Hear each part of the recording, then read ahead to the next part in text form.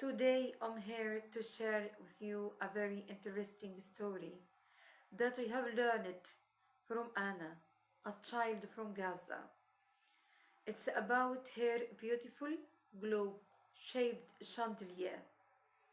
During the early days of the war, while lying on my bed, very exhausted, gazing at the chandelier hanging from the ceiling, shaped like a globe, it had been there since the war began, and I miss it very deeply.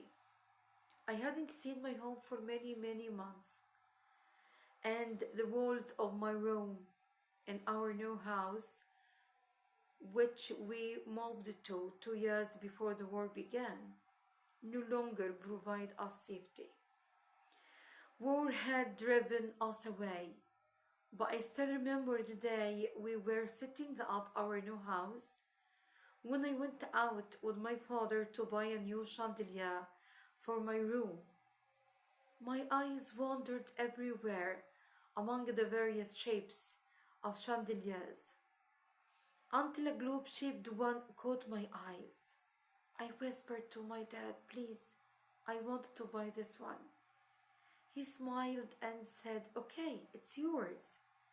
He went to the shop owner and told him that, "Please, I want to buy this unusual chandelier for my lovely daughter Anna."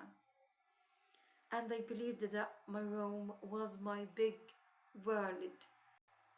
Each time I look at the chandelier, I ask myself, how can this big world doesn't hear us?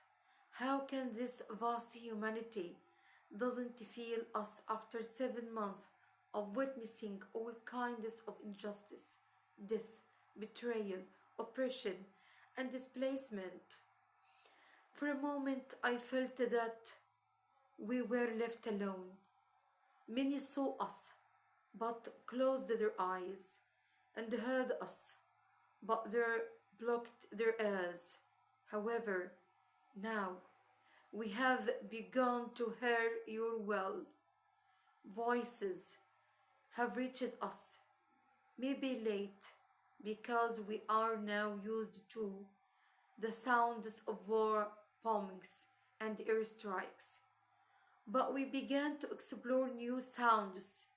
We heard you. We heard your voices coming from universities, chanting for the freedom of Palestine. Your voices from streets. We hear you through your posts, the own social media. Sure, your voices are beautiful, and your hearts are big enough to contain the size of our sorrows and sufferings. And still awake, thank you from the heart. I no longer say it may be a globe-shaped chandelier, but it will always remain a symbol of hope and a connection to the world, even in the darkest times. Thank you, Anna, for your story, and give us hope